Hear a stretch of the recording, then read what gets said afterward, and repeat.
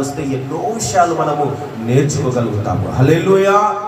కాబట్టి ప్రియ సహోదరి సహోదరుడా, మన కుటుంబము ఒలివ మొక్కకున్న సౌందర్యము కలిగి ఉండాలి అంటే, సంఘము దేవుని సన్నిధానములో పచ్చగా ఉండాలి అంటే, అనగా ఆ పచ్చదనము ఏంటి అంటే సంఘమును గురించి చెప్తున్నాను.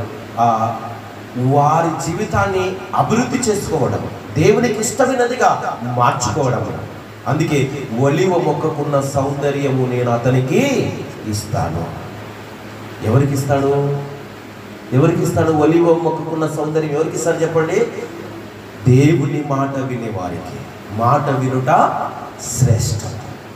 అందుకే ప్రియదేవులారా, దేవుని మందిరములో నీకు అన్ని ప్రయోజనకరమే, ఏది నీకు నష్టమైనది ఉండదు. నీకు నష్టమైనది నువ్వు తొలగించుకొని అది నీకు ప్రయోజనకరంగా దేవుడు మారుస్తాడు. హల్లెలూయా.